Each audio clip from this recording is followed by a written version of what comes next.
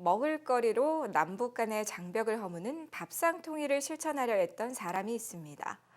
국내 최초로 평양에 치킨 가게를 개점했던 최원호 대표인데요. 이 세간의 주목에도 불구하고 치킨 사업을 접을 수밖에 없었던 이유는 무엇이었을까요? 북한 인권단체 나와 함께하는 연중기획 당신의 소원은 통일입니까 시간입니다. 오늘은 탈북자의 증언과 함께 북한의 어떤 음식 문화의 변화 시도가 있었는지 살펴봅니다. 김수영 기자입니다. 한때는 가맹점이 150여 개나 될 만큼 큰 성공을 거뒀던 치킨 프랜차이즈의 최원호 대표.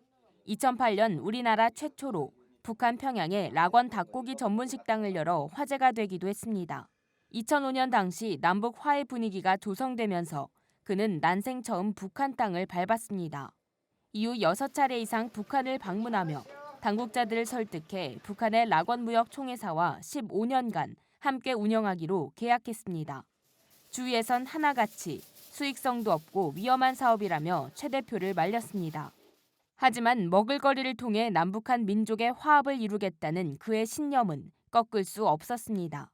한 밥상에서 먹으면 식구지 않습니까?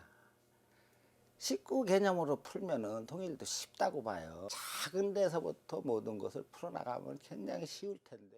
북한의 치킨이란 개념이 처음 들어가면서 주민들의 호응은 대단했습니다. 최대 150명까지 수용할 수 있는 음식점에서 하루에 많게는 100마리까지 팔렸습니다. 하지만 2010년 천안함 폭침 사건으로 정부의 오이사 조치가 내려지면서 최원호 대표는 수익금 한 푼 받지 못하고 하루아침에 사업을 접어야 했습니다. 북한 서민들에게까지 남한의 음식 문화를 전하고 싶었던 최 대표. 잃어버린 돈보다 더 안타까운 건 남북의 정치 상황에 따라 경제와 문화 교류도 영향을 받는 현실이었습니다.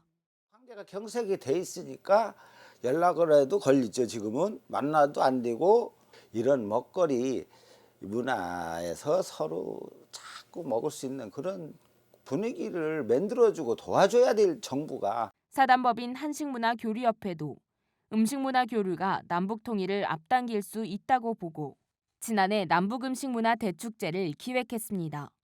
남북한 조리사들과 요리 연구가 시민들이 함께 모여 서로의 음식을 공유하고 화합과 소통의 자리를 만들 취지였지만 이 역시 남북 관계의 경색으로 무산됐습니다.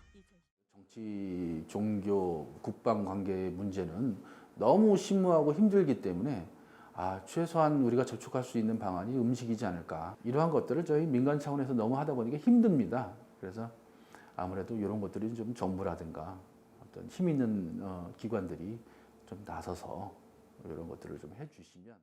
그렇다면 현재 북한에서 자체적으로 일어나고 있는 음식 문화의 변화나 시도들은 없을까? 현재 북한 평양에는 패스트푸드점도 입점돼 있지만 외식의 개념이 없어 서민들은 전혀 이용할 수 없는 형편입니다.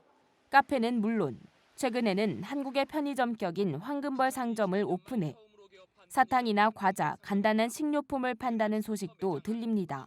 하지만 탈북자들은 이는 이미지 개선을 위한 보여주기식 정책의 일환일 뿐 지방에 거주하는 서민들은 여전히 개념조차 모르는 경우가 많다고 전합니다.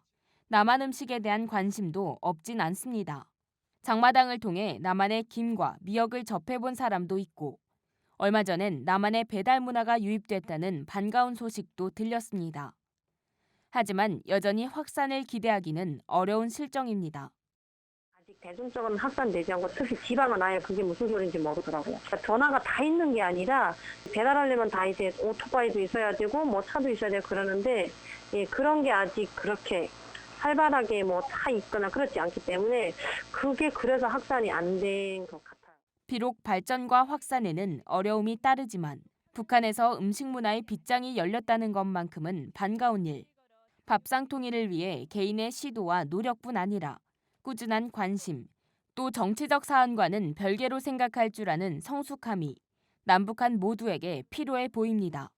CGN 투데이 김수연입니다.